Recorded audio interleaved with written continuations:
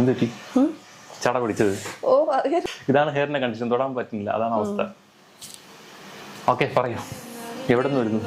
സ്ഥലം ഇവിടെ? എന്റെ വീട് ഇരിഞ്ചയം. വർക്ക് ചെയ്യുന്ന ഇവിടെ അല്ലല്ലോ, പുറത്തല്ലേ? ഇന്ന് ഞാൻ സൗദിയിലെ വർക്ക് ചെയ്യുന്നത്. ഇപ്പൊ വെക്കേഷൻ ഇന്നലെ എത്തിയതേ ഉള്ളൂ.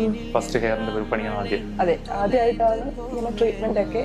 ഓക്കെ, അത് പോട്ടെ. നിങ്ങൾ എന്തുകൊണ്ടായിരിക്കും ബൊട്ടോക്സ് ചെയ്യാൻ അല്ലെങ്കിൽ ഒരു ട്രീറ്റ്മെന്റ് ചെയ്യാൻ വേണ്ടിയിട്ട് തോന്നിയത്? ഇത് മാനേജ് ചെയ്യാൻ പാടാ, അതുപോലെ നമ്മുടെ ഹെയർ അത്ര പൊട്ടി പോവാ.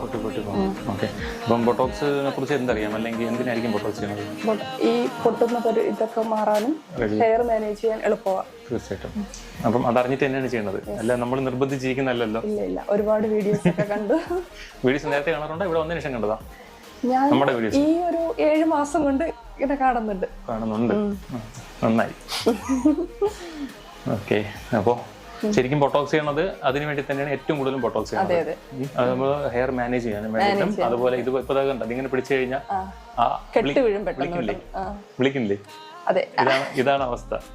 നിങ്ങളും മാനേജ് ചെയ്യാനുള്ള ഒരു ബുദ്ധിമുട്ട് ഇത് തന്നെയാണ്. അപ്പം ഇതിനൊക്കെ വേണ്ടിയിട്ട് ഒരു സൊല്യൂഷൻ തന്നെ ആയിരിക്കും ബൊട്ടോക്സ് പോലെയുള്ള ട്രീറ്റ്മെന്റുകൾ. ബൊട്ടോക്സ് എന്ന് ഞാൻ പറയുന്നില്ല, ബൊട്ടോക്സ് പോലുള്ള ഹെയർ കെയർ ട്രീറ്റ്മെന്റുകൾ, ഹെയർ പ്രോട്ടീൻ ട്രീറ്റ്മെന്റുകൾ. പിന്നെ നമ്മുടെ ബ്രേക്കേജ് റെഡ്യൂസ് ചെയ്യാനും ഹെയർ പൊട്ടൽ കുറയും. ഇപ്പൊ ഈ ടാങ്കിൾ എന്ന് പറയുമ്പോൾ വലിച്ചു പിടിക്കുമ്പോൾ പൊട്ടും, വീക്ക് ആയിട്ടുള്ള ഹെയർ പൊട്ടിപ്പോകും.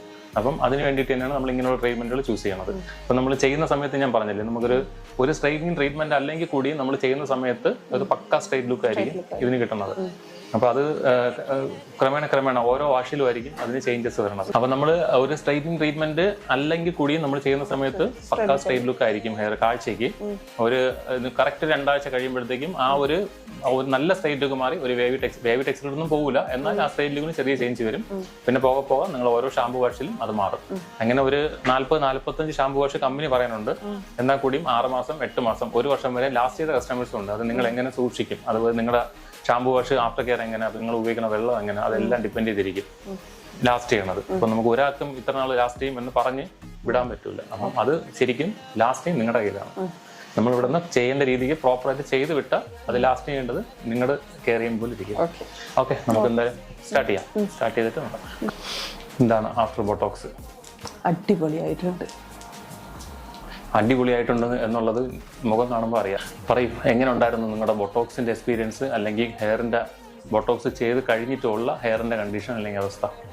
ചെയ്യുന്നതിന് മുന്നേ എന്റെ തലമുടി ജസ്റ്റ് ഇങ്ങനെ ആക്കാൻ പോലും പറ്റത്തില്ലായിരുന്നു. പെട്ടെന്ന് നമ്മൾ നേരത്തെ ഇങ്ങനെ കൈ കയറ്റുന്ന അവസ്ഥ അറിയാമല്ലോ. നമ്മൾ നിങ്ങൾ നേരത്തെ നോക്കിയായിരുന്നില്ലേ? സെറ്റായി. ഹാപ്പി. Thank you.